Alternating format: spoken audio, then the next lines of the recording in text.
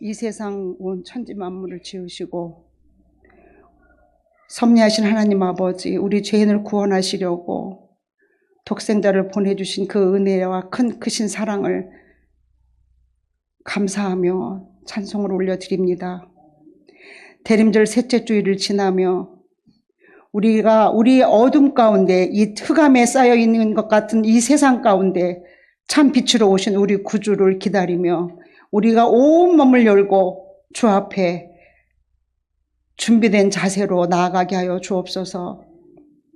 하나님, 이 시민재단을 기억하시고 하나님, 오늘 아침 거룩한 날 하나님 아침 새벽부터 이 시간까지 저희와 함께 하시며 예배 가운데 예배의 자리에 인도하신 은혜를 또한 감사합니다.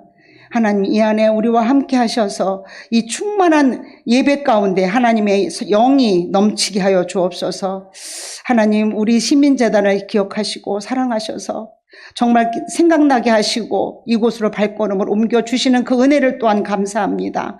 하나님, 이 은혜가 떠나지 않게 하시고 계속 하나님 앞에 우리가 기도하며 지키는 모든 성도님들 되게 하여 주옵소서. 어려운 가운데 있는 성도님들 기억하시고 그분들을 찾아가셔서 위로하시며 그들에게 힘을 더하여 주시옵소서.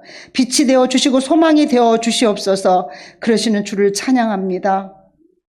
하나님, 또 세 분 전도사님을 보내주시고 그 전도사님들을 통하여서 우리 다음 세대들을 가르치시는 은혜를 감사합니다. 하나님, 매일 기름 부으시고 새 영으로 충만케 하셔서 우리 시민재단의 다음 세대들이 믿음의 뿌리가 깊어지고 하나님의 자녀로 굳건히 자라나게 하여 주옵소서. 부목사님과 담임 목사님을 기억하시고 가정들을 기억하시고 우리 온 성도님들을 기억하시고 2024년 아름답게 마무리되게 하여 주옵소서. 하나님, 이 나라를 기억하시고 흑암에 정말 어둠 가운데 있는 이 나라 참빛으로 오신 예수 그리스도 그 이름으로 회복되게 하여 주옵소서. 위정자들이 말씀을 알게 하시고 내 생각과 내 의로 이 세상을 끌고 가는 것이 아니라 하나님을 알고 하나님 말씀을 알고 말씀을 기억하고 말씀에서 길을 찾고 걸어가게 하여 주옵소서. 이 땅을, 이 대한민국을 그렇게 하나님 앞에 올려드리게 하여 주옵소서. 한국교회 목회자들과 성도들이 분열되지 않게 하시고 한 마음으로 오직 주님만 바라보며 기도하며 대한민국 이 조국을 위하여 하나님 앞에 올려드리는 우리 모두가 되게 하시고 지금은 우리가 기도해야 될 때임을 알게 하여 주옵소서. 영으로 깨어있게 하여 주옵소서. 교만치 않게 하시고 내 생각으로 무엇을 하는 것이 아니라 하나님을 먼저 찾고 하나님을 의지하여 나가는 느헤미야와 같은 우리 모두가 되게 하여 주옵소서. 하나님, 날이 많이 춥습니다. 국군 장병들을 기억하시고 없는 이들을 기억하시고 저 열방에 복음을 위하여 있는 그 선교사들을 기억하시고 MK들을 기억하시고 하나님, 그들이 하나님 온전히 하나님의 나라의 백성이라는 정체성으로 살아가게 하여 주옵소서. 우리 시민재단이 이제 선교 부흥으로 함께 하나님의 나라를 세워가는 우리 시민재단 되게 하시는 하나님의 은혜를 감사합니다.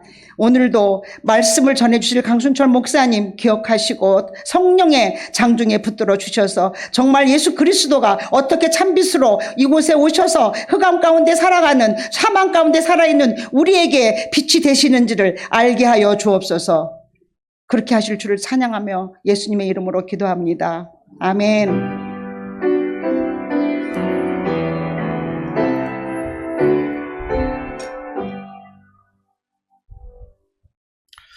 하나님께서 오늘 우리에게 주시는 말씀은 이사야 9장 2절 말씀입니다. 구약성경 978쪽입니다.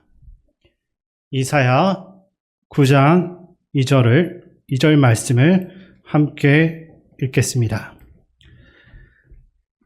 흑암에 행하던 백성이 큰 빛을 보고 사망의 그늘진 땅에 거주하던 자에게 빛이 비치도다. 아멘. 우리 옆에 계신 분들 바라보면서 웃으면서 인사 나누겠습니다. 반갑습니다. 잘 오셨습니다. 우리가 잘 알고 있는 인도네시아는 세계 최대의 이슬람 국가로 알려져 있지만 그중 발리섬은 특이하게도 90% 이상의 주민들이 힌두교를 믿는 아주 독특한 지역입니다. 그런 곳에 1866년 네덜란드의 울트렉 선교회가 제이콥 더 브롬과 반 에크라는 사람을 선교사로 파송했습니다. 7년 동안 아주 많은 노력을 했습니다. 그런데 단 한 명의 개종자에게 세례를 준 것이 그들이 했던 선교의 업적이었습니다. 그리고 더 큰 불행은 그 한 명의 개종자가 제이콥 선교사를 살해하는 일이 발생을 했고 이 사건으로 인해서 모든 선교사들이 그 지역을 철수하게 됩니다. 그로부터 50년 후인 1931년 기독교 선교사 협회에서 중국인 전도자 장뚜왕이라는 사람을 발리에 파송하게 됩니다. 장뚜왕은 매일 집집마다 복음을 전하면서 헌신적으로 사역을 했습니다. 어느 날 그가 부득이라는 지역에서 절망에 빠져 있던 한 대주술사를 만나게 됩니다. 그는 부득 지역에서 막강한 영향력을 행사하던 주술사였었지만 원수였던 사누르 지역의 대주술사와의 대결에서 패배하였고 3개월 내에 죽는 저주를 받아서 절망 가운데 있었다고 합니다.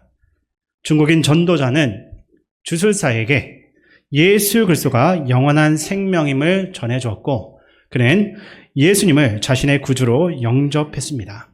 놀랍게도 3개월이 지나도 주술사는 살아있었고 저주에서 살아남은 그의 제자들 역시 예수님을 다 믿게 되었습니다. 주술사는 자신에게 저주를 걸었던 그 원수를 찾아갔고 사누르 지역의 대주술사와 제자는 그를 보자마자 겁에 질려서 달아났다고 합니다.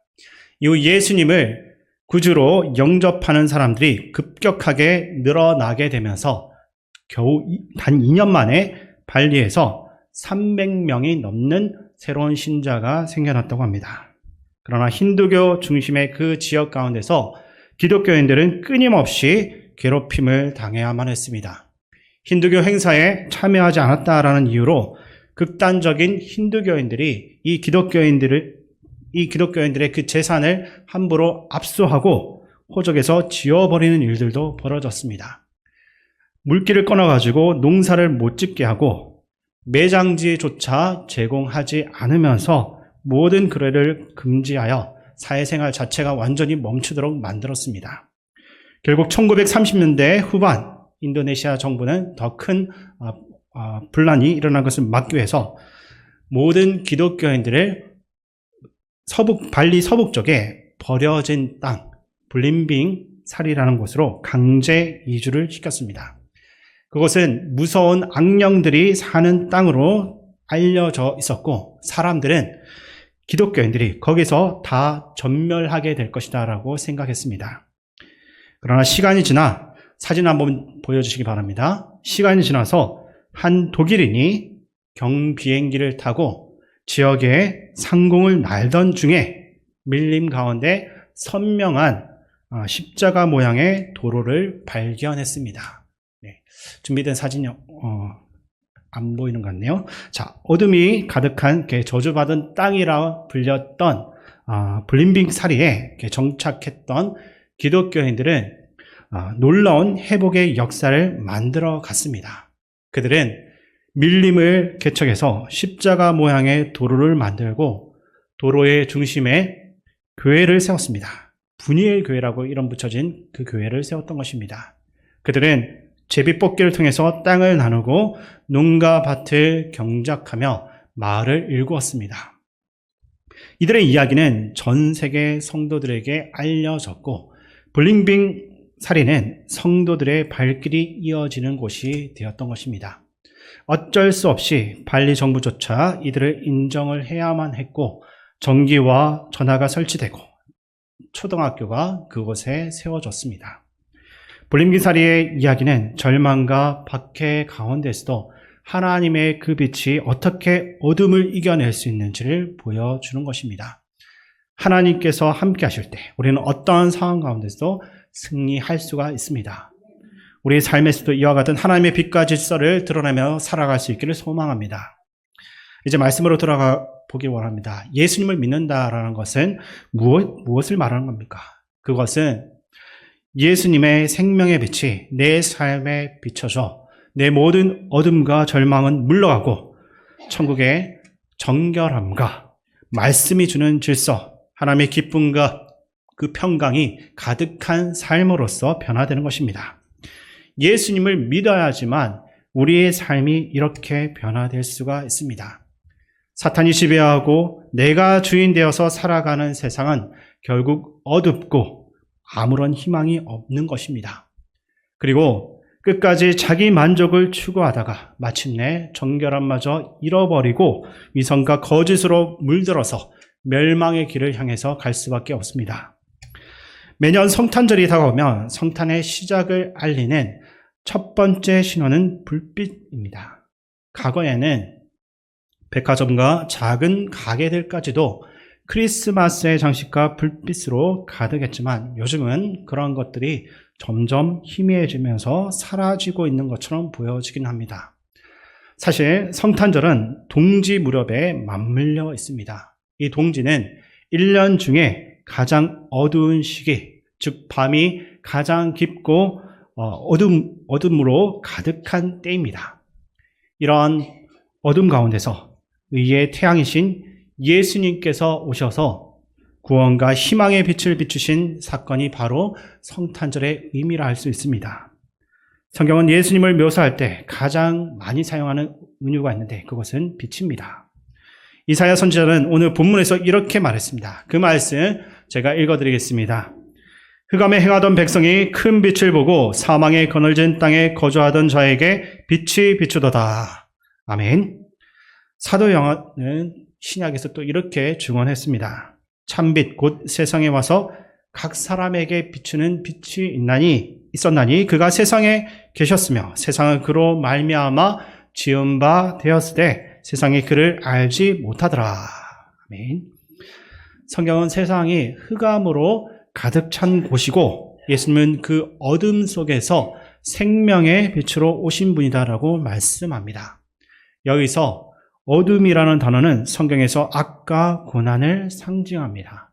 따라서 세상이 어둡다라는 말은 세상에 악과 그 고난이 가득 차 있다라는 의미인 것입니다. 이사야 선지자가 활동하던 시대는 흑암과 악, 고난이 넘쳐난 시기였습니다. 우상을 섬기며 하나님을 외면하고 정의가 사라진 시대인 것입니다. 그 후에 수백 년이 지나갔지만 예수님께서 이 땅에 오셨을 때도 세상은 여전히 악과 고난으로 가득 차 있었습니다. 전쟁과 폭력, 권력의 남용, 착취와 난민, 고아, 극심한 가난 등으로 수많은 생명들이 짓밟히는 세상이었던 것입니다. 그렇다면 2000년이 지난 오늘날 우리의 시대는 과연 어떠합니까? 세상이 더 나아졌다라고 말할 수가 있겠습니까? 지금도 여전히 전 세계 곳곳에서 전쟁이 벌어지고 있고 무고한 피 흘림이 이어지고 있습니다.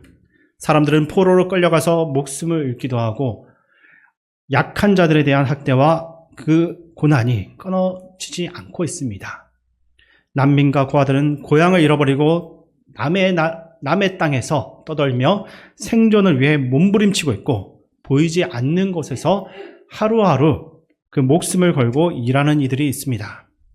지도자들은 위선적인 태도로 악행을 끊임없이 저지르며 국민과 나라를 위해 일하기보다 개인의 이익을 위해서 불의한 일을 아무렇지 않게 자행하고 있는 것입니다. 그뿐만 아니라 우리 각자도 겉으로는 괜찮아 보이지만 마음 깊은 곳에는 어둠과 상처가 자리 잡고 있을 것입니다.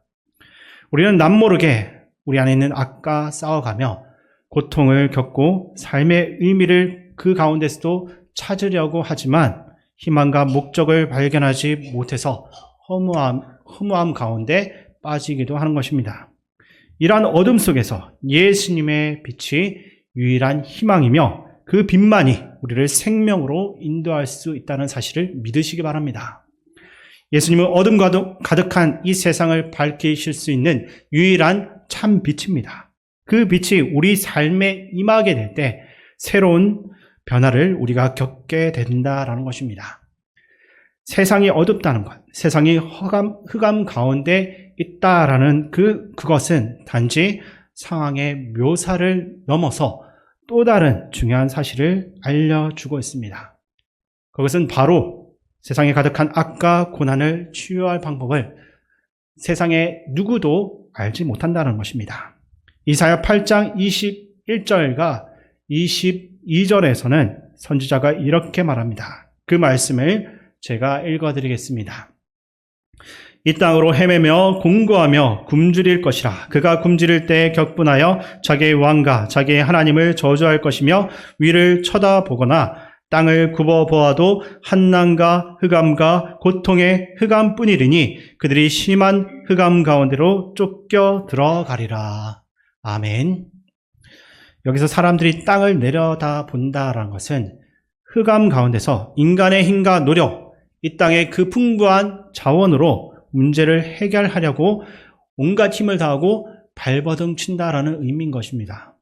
오래전부터 사람들은 빈곤과 불의함과 폭력과 같은 세상의 그 어둠을 인간의 지성과 능력으로서 충분히 극복할 수 있다라고 믿어왔습니다. 그러면서 우리가 세상에 평화를 가져오고 악을 몰아낼 수 있다라고 생각한 것입니다. 그러나 성경은 보이는 것은 다만 고통과 흑암, 무서운 절망뿐이구나라고 말합니다. 인간은 어둠을 물리칠 방법을 찾아 헤매고 있지만 세상에는 그런 길이 존재하지 않습니다. 우리가 역사를 돌아볼수록 우리 인류는 스스로를 구원할 수 없다라는 사실이 점점 더 명확해지고 있습니다. 우리나라의 경우 독재 시대에서 민주화 시대로 전환되면서 많은 사람들이 악과 어두움이 물러가고 정의와 평화가 찾아왔다라고 기대했습니다.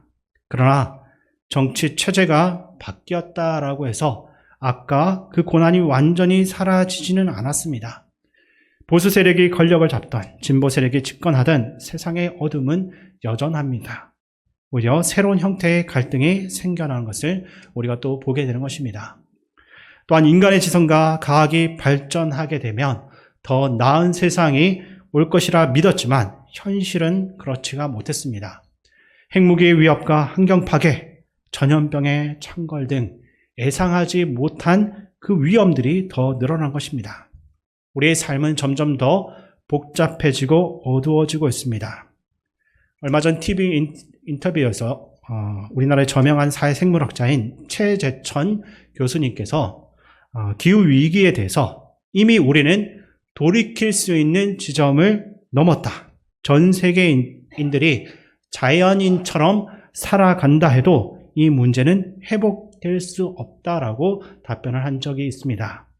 과학자로서 희망적인 말을 그래도 인터뷰를 통해서 하고 싶었겠지만 현실을 있는 그대로 본 결과 기후위기는 이제 극복이 불가능하다라는 결론에 도달했다는 것입니다. 이 사실은 무엇을 말해주고 있습니까? 정치가 바뀌고 새로운 지도자가 등장하고 이성이 발전하고 경제 체제가 변하고 과학이 아무리 진보해도 인간의 그 근본적인 문제는 쉽게 해결되지 않는다는 것입니다. 인간이 스스로의 힘으로 자신을 구원할 수 있다는 믿음은 착각에 불과합니다. 그러니까 세상의 어둠을 인간의 노력으로서 해결하고 치유할 수 있다는 그 생각은 잘못된 것입니다. 오히려 그러한 신념이 어둠을 더욱더 악화시키고 있는 것입니다. 이것은 성경이 가르치는 진리일 뿐만 아니라 우리가 살고 있는 이 세상조차도 점점 인정하고 있는 현실인 것입니다. 결론적으로 인간의 힘으로는 이 어둠에서 벗어날 수가 없습니다. 이 세상에서 어둠을 물리치고 밝게 비출 수 있는 참된 빛, 진정한 치유는 하나님께로부터 오기 때문인 것입니다. 버트런드 러셀이라는 철학자가 있습니다. 이 사람은 신을 부정하는 철학자이고 초월적인 존재나 초자연적인 것들조차도 완전히 부정하는 사람입니다. 이 사람이 이런 말을 했습니다. 인간은 우연한 원자들의 배열로 인해 탄생했습니다. 우리의 기원, 성장, 희망, 두려움, 사랑, 신념 등 모든 것이 이 우연의 산물입니다. 아무리 열정적이고 용맹하며 심오한 생각과 감정을 가졌다 하더라도 그 누구도 죽음 이후의 삶을 보장받을 수 없습니다. 인류 역사상 모든 노력과 헌신, 영감, 총명함과 비범한 재능은 결국 태양계의 종말과 함께 사라질 운명입니다. 인류가 이룩한 모든 업적과 위협조차도 우주의 황폐한 잔해 속에 파묻히고 말 것입니다. 러셀은 인간에 대해서 우주의 그 거대한 관점에서 보면 매우 작고 미약한 존재라고 이야기하고 있는데, 우리가 중요하게 생각하는 모든 것들이 결국에는 다 사라진다라는 사실을 강조하며 인생의 무상함을 말하고 있는 것입니다. 세상은 이렇게 절대적인 극복할 수 없는 절망만을 이야기하고 있습니다. 어쩌면 그들은 이런 식으로 이야기할 수밖에 없습니다. 이처럼 땅을 굽어보면 흑암이 더 짙어질 뿐입니다. 아무리 역사를 진전시키고 놀라운 업적을 이루어도 결국 그 끝에 가서는 태양계의 소멸과 함께 사라질 수밖에 없다라는 절망만 발견되는 것입니다. 어디에도 치유의 방도가 보이지 않습니다.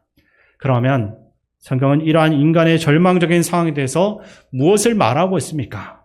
이사야 9장 2절 말씀, 우리 다시 한 번 더 함께 읽어보겠습니다.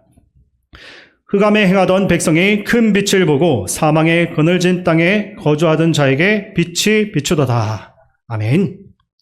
성경은 이 땅의 문제가 너무나 심각해서 인간 스스로는 치유하거나 구원할 수 없다. 이 땅을 굽어보면 절망뿐이다라는 사실을 분명 인정합니다. 그러나 그럼에도 우리에게 희망이 있다고 하는 것입니다. 흑암에 행하던 백성에게 큰 빛이 비추고 사망의 그늘진 그 땅에 살던 사람에게 빛이 임할 때 희망이 있는 것입니다. 이것이 성탄절을 기다리는 우리에게 주시는 하나님의 메시지인 것입니다. 세상 안에는 어떠한 빛도 없습니다. 그래서 세상에서 빛을 찾을 필요가 없습니다. 유일한 희망은 세상 밖에서 빛이 우리에게 비춰야 하는 것입니다. 세상 밖에서 누군가가 이 세상을 구원할 빛을 가져와야 하는 것입니다. 우리가 알고 있는 이 빛은 생명의 근원입니다. 식물, 동물, 그리고 미생물들조차도 빛이 있어야지만 살아갈 수가 있습니다. 만약 이것이 없으면 생명은 점점 시들고 결국에는 죽고 마는 것입니다. 또한 이 빛은 기쁨의 근원이기도 합니다. 사람들은 언제 기쁨을 잃어버리고 우울해지겠습니까? 바로 빛이 줄어드는 계절인 가을과 겨울입니다. 태양빛이 줄어들게 되면 우울증에 걸리는 사람들이 많아지는 것을 우리는 잘 알고 있습니다. 1년 중 절반이 밤으로 이어지는 그 지역들 가운데서도 우울증이 더 심각하다라고 합니다. 빛이 있어야지만 비로소 기쁨을 그 삶 가운데서 누릴 수 있는 것입니다.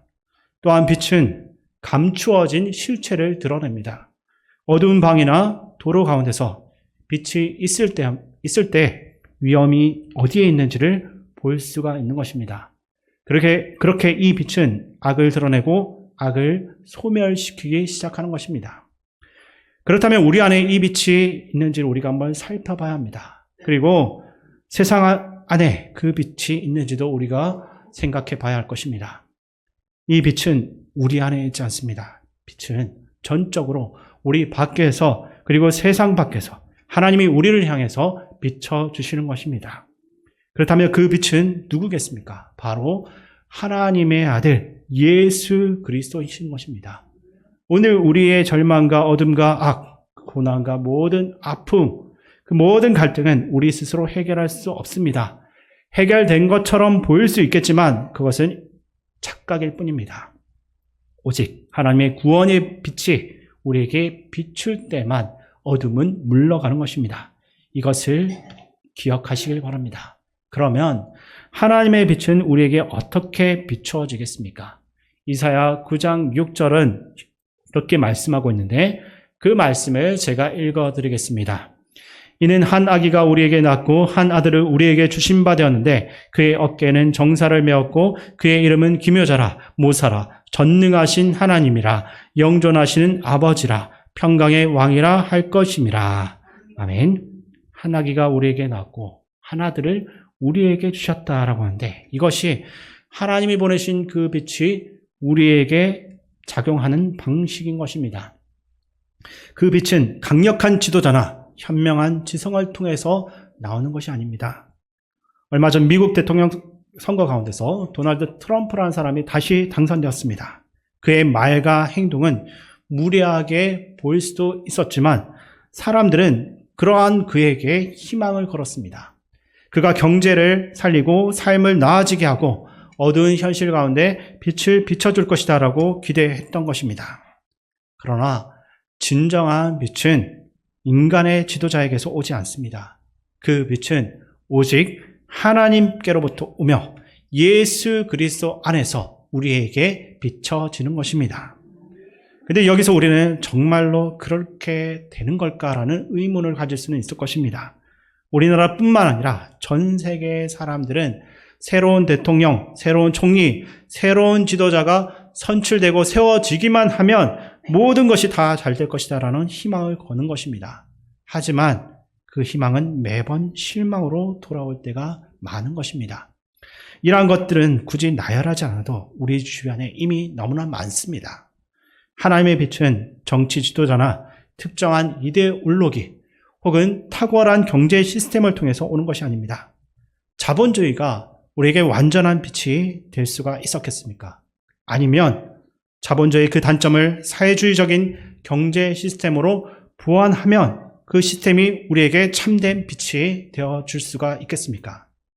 성경은 분명히 하나님의 그 빛은 한 아기로부터 온다라고 분명하게 이야기했습니다.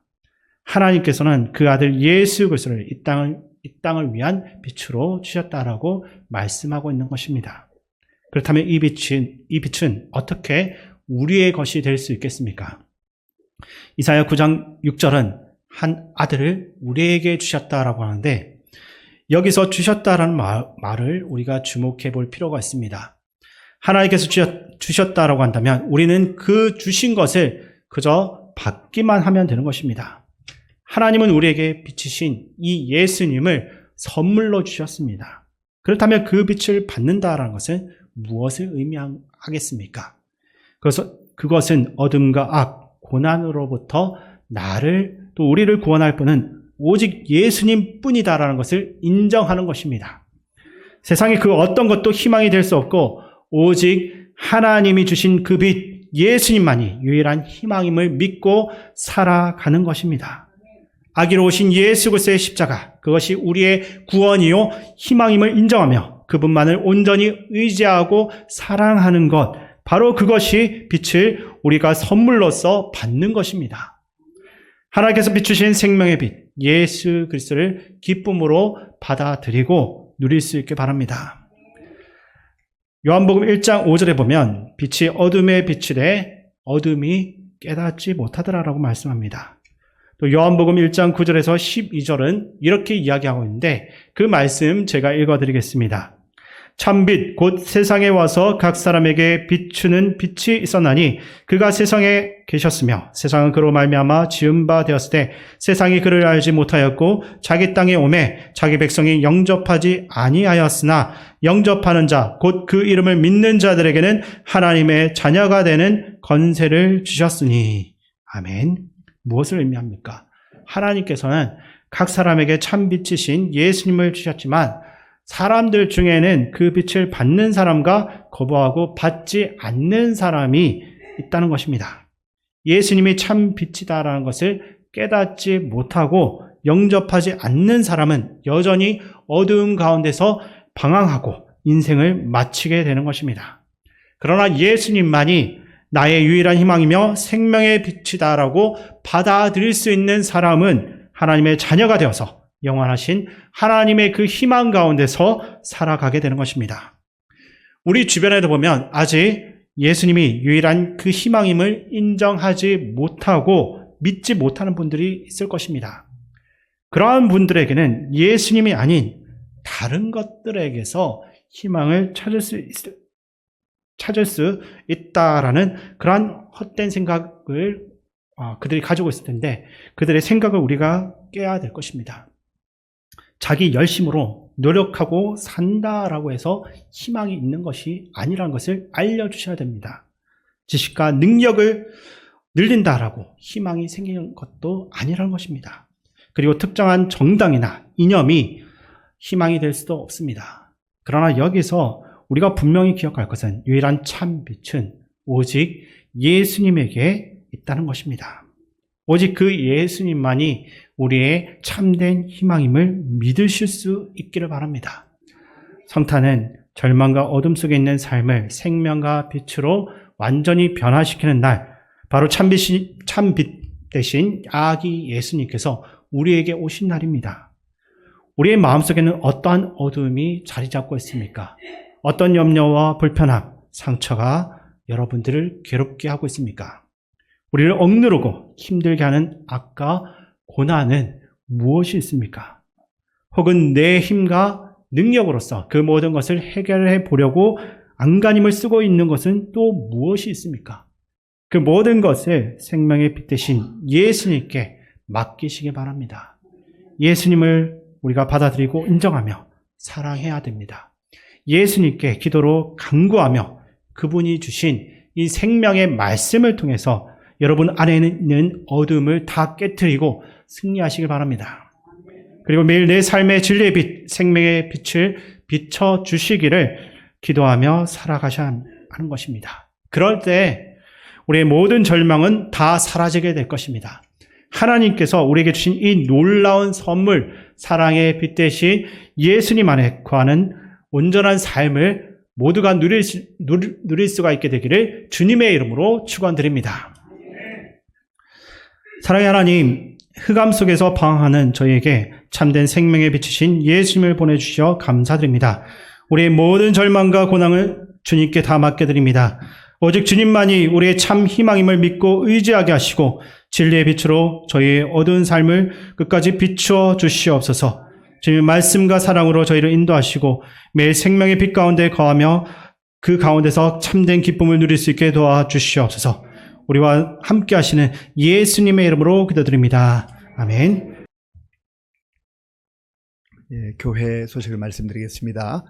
주보에 보시면 2025년도 명예권사, 명예집사, 집사 임명자 이름이 있습니다. 그리고 1층 게시판에 보시면 기관장 이름도 함께 있습니다. 참고하시고 해당자들은 또 교회를 잘 섬겨주시길 바랍니다. 우리 지난 주간에 우리 MK 선교사 자녀들에게 김치를 또 보내주었고요. 우리 지역에 있는 우리 주민들 주민센터를 통해서 라면, 또 우리 교회 내에 있는 우리 성도들 또 함께 사랑의 선물을 나누었습니다. 그리고 우리 여전도 연합회에서 주관한 선교 바자회 기금 250만 원, 이제 오전에도 영상 광고를 통해서 들으셨습니다만은 우리 성도님들이 여러 모양으로 십시일반 모으는 귀한 헌금을 곳곳에 또 이렇게 잘 흘러가도록 했습니다. 여러분들이 다 수고하셨고 애쓰셨습니다. 우리 새가족 후반기 환영회가 이번 주 토요일 오후 5시에 있습니다. 우리 새가족들이 잘 정착할 수 있도록 기도해 주시기 바랍니다. 찬양 예배가 원래는 이제 2시입니다만은 우리 청년부 예배가 또 3시에 곧바로 진행되기 때문에 이제 지난 주간부터 1시 45분에 15분 일찍 찬양을 시작을 합니다. 우리 교육전사님 3분 오셔 젊은 우리 전사님들이 오시니까 분위기도 많이 또 더 좋은 것 같고요. 감사합니다. 특별히 다음 주 찬양 예배 시간에는 우리 동북아에서 선교 사역을 하면서 또 옥고를 치른 우리 백영팔 선교사님이 와서 이제 말씀을 전하게 되는데, 한 가지 양해를 구할 것은 오늘도 유튜브로 또 이렇게 예배에 참여하는 분들이 있는데, 찬양 예배에 한해서만 유튜브 송출이 좀 어렵다는 사실을 미리 공지해 드립니다. 오전 예배는 유튜브로 실시간 송출하도록 하겠습니다. 자, 이 시간 우리 한번 마음을 합해서 같이 기도하기를 원하는데요. 대림절을 보내면서 예수님 이 땅에 2000년 전에 오셨지만 또 다시 오시겠다고 하신 예수님 기다리면서 이 어두워진 세상, 또 혼란한 세상 속에 빛으로 오시고 또 평화의 왕으로 오신 예수님을 우리가 믿고 살아가는데, 세상이 어둡다, 세상이 혼란하다 하는 것만 한탄하지 말고, 내가 그 자리에서, 내가 서 있는 자리에서 빛을 발했는지, 또 내가 있는 그 자리에서 그리스도인답게 살았는지, 또 내가 있는 그 자리에서 정말 느헤미야처럼 또 이사야처럼 나라와 민족을 위해서 기도했는지, 하나님 말씀대로 살게 하시고 염려하고 걱정하는 시간 줄이고 그 시간에 기도하게 하여 주시옵소서. 우리 한번 마음을 합해서 우리 자신을 위해서, 나라와 민족을 위해서 기도하겠습니다. 아버지 하나님, 이 시간 우리가 마음을 합하여 하나님께 기도합니다. 하나님 은혜를 베풀어 주시옵소서. 아버지 하나님이여, 우리가 예수님께서 이 땅에 오신 성탄의 계절에 대림절을 보내면서 예수님이 우리의 마음속에 정말 왕으로 구주로 이미 오셨음을 또 고백하며 다시 오실 예수님을 기다리며 믿음으로 살아갑니다. 하나님 우리를 도와주시옵소서. 아버지 하나님, 원하옵기는 이 세상이 혼란하고 어두움 가운데 있습니다. 주여 우리를 불쌍히 여겨 주시옵소서. 아버지 하나님, 교회들이 깨어 기도하게 하시고 성도들이 깨어 기도할 수 있도록 인도하여 주시옵소서. 하나님 아버지여, 힘들고 어려운 세태 속에서도 우리의 아버지 영원한 희망이 되시고 소망이 되신 예수님 의지하며 나아갈 수 있도록 도와주시기 원합니다. 하나님 아버지, 우리 예수님께서 세상의 빛이라고 말씀하셨고 또 우리의 인생 가운데도 빛으로 오셨는데, 우리의 삶의 자리에서 우리가 하나님 말씀에 순종하며 하나님 기뻐하는 거룩한 삶을 삶으로 말미암아서 아버지, 우리의 삶을 통하여서 우리 주변에 어둠이 물러가게 하시고 빛이 아버지여 빛을 발할 수 있는 그런 은혜를 허락하여 주시옵소서. 하나님 아버지, 이번 한 주간도 주의 은혜로 아버지여 살아가게 하시고 또 나라와 민족을 위해서 우리가 있는 자리에서 아버지여 기도하게 하시고 또 모일 때마다 나라와 민족을 위해서 기도할 수 있는 우리 교회와 성도들 될 수 있도록 하나님 도와주시옵소서. 하나님 함께해 주시기 원합니다. 아버지 하나님, 감사합니다. 대림절 세 번째 주일로 하나님께 영광 돌리게 하시니 감사합니다. 오늘 우리에게 주셨던 말씀을 마음에 새기게 하시고 심장에 새기게 하시고 그 말씀 붙들고 내 생각도 내 경험도 내 지식도 내 고집도 다 내려놓고 말씀에 순종하는 자들로 살아갈 수 있도록 인도하여 주시옵소서. 하나님 아버지, 나라와 민족이 혼란한 이때 우리가 걱정하고 염려만 하는 그런 사람들이 아니라 오히려 더 힘을 모아서 하나님의 은혜를 구하게 하시고 하나님께서 도와주실 것을 믿고 기도의 자리로 나아가는 우리 교회와 성도들 될 수 있도록 도와주시옵소서. 아버지 하나님, 오늘도 이른 아침부터 이 시간까지 하나님 나라와 복음을 위해서, 교회를 위해서, 예배를 위해서, 성도들을 위해서 묵묵히 섬긴 귀한 종들을 기억하시고 저들의 섬김이 정말로 아름다운 그런 열매들로 나타날 수 있도록 도와주시고, 섬기면서도 기쁨이 넘치고 섬기면서도 감사가 넘치는 복된 삶을 살아갈 수 있도록 주님 도와주시옵소서. 이번 한 주간 우리 성도님들 어디 있든지 예수님과 동행하게 하시고 임마누엘로 이 땅에 오신 예수님 바라보며 승리의 삶을 살게 하여 주시옵소서. 지금은 우리 주 예수 그리스도의 은혜와 우리 아버지 하나님의 크신 사랑과 성령님의 교통하심과 역사하심과 인도하심이 어두운 세상에 빛으로 오신 예수님을 바라보며 주의 자녀답게 그리스도인답게 하나님 말씀에 순종하며 하나님을 의지하며 참된 믿음의 삶들로 살기로 결단하는 모든 성도들 머리 위에와 주님의 몸된 교회와 우리나라와 민족 가운데 이제로부터 영원토록 함께 하옵시기를 간절히 축원하옵나이다. 아멘.